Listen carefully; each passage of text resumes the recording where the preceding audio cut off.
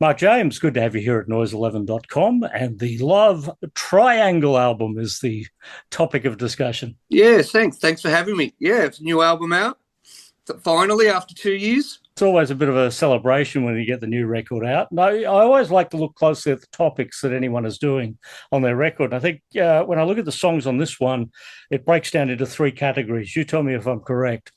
Relationships, observations, and relaxations. That's pretty much it. Yeah. Good observation. And you don't want to elaborate on that. No.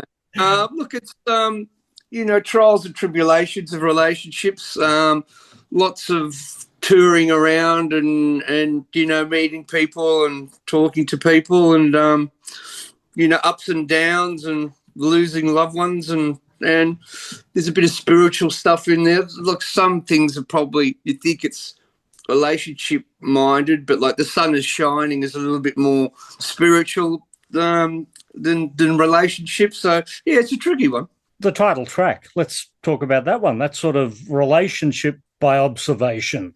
That's an intriguing title.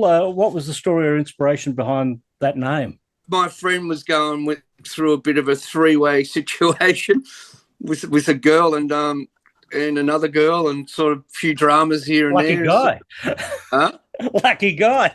Yeah, well, it didn't end up too lucky, but sort of that's how the song came about. But it all just sort of fit at the time. So 2 years since the last record, at which point down that 2-year period do you go, hey, I've got enough for another album here? I started writing when August 2023. Look, I wrote about 30 tracks, so I had more than enough songs. So, it was. You get to the point where you just got to stop writing, basically, and get your bum into gear and get to record it. So, I took it over to a friend of mine's studio in South Africa, and we ended up just going through all the tracks and getting out of Australia. I think was a good thing to actually get into gear and actually record it and mix it. So I went over there and thought, right, I'm here now. I've got 1 month to mix it down. Better do it and stop writing. That was the scenario. How do you balance the emotional storytelling then with the dance component of the record? It must be sort of bizarre in some ways for you that, you've got this song that has such an emotional meaning to it, but people are out there dancing to it like they're oblivious to the fact. It sort of does go hand in hand. I mean, whether it's a dance song or a ballad or whatever, it's all emotional fit anyway, whether it's on the dance floor or wherever. But, we usually take the songs when we take them from a single and turn them into real dance songs. I mean, the album at the moment is for sort of more of a modern soul, amapiano sort of feel. And then we take the track and then remix it and turn it into dance floors and dance floor friendly and chop up the vocals and and then it ends up being sort of completely different versions once it hits the dance floor. But so that's how that works. Are there any tracks on the album that you feel is like a push through, a sound breakthrough for you, something you've achieved with Love Triangle that you hadn't been able to achieve on the previous records? Yeah, look, the second track, I Don't Know, is quite very, very modern soul. It's like, very new sort of style. I think Love Triangle is pretty cool too. It's a bit of a grassroots and, very street vibe. Look, they've all got individual sounds, which is what I quite like about the album. No track sort of sounds similar. I don't know if that's a good or a bad thing, but to me, it's a little bit of a nicer journey, different sounds and different sort of vibes. So who were the artists or the genres that you were listening to just before you started creating this record? Yeah, I was listening quite a lot to a band called Jungle out of the UK, sort of slow groove, modern soul, very, very cool. So I listened to a lot of their stuff, basically. So they were a great inspiration along the way. We're very lucky in this city of Melbourne. It's an incredibly diverse city for music on a live perspective, on a recording basis.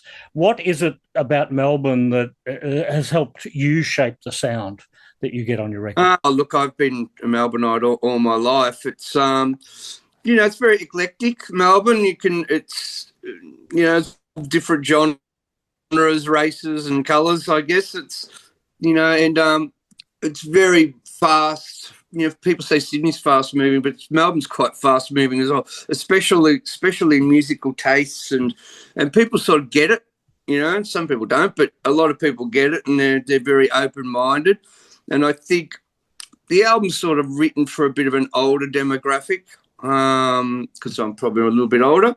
So it's sort of the old demographic. They've grown up in clubs, and now their kids are going to clubs, and they're in that sort of vibe. They can, it's a good demographic to be in. I'm hearing you. When I get together with my musician friends and we talk about drugs, we're talking about blood pressure medication these days. Exactly.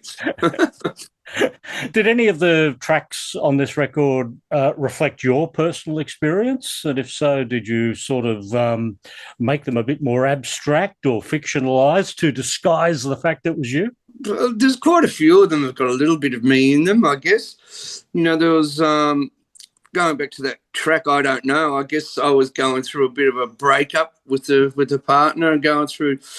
That was a sort of, the second track on the album. That was sort of a bit of a life situation song, I guess. But every one of the tracks has got a little bit, like the One Night in Paris. That was a bit of when I was in Paris, I remember a bit of inspiration on that track. So yeah, they've all got a little bit of me in them somewhere along the line.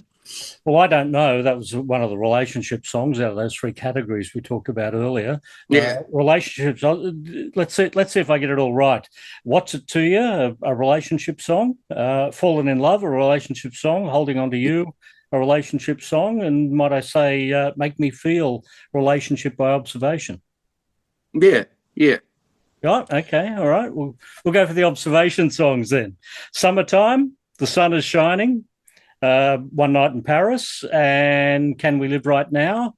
Maybe a bit of Brighter Days as well. Yeah. Summertime, obviously, summertime. It's very. It came out over summer. It's number 2 on the ARIA club charts, I think. That was the first single off the album.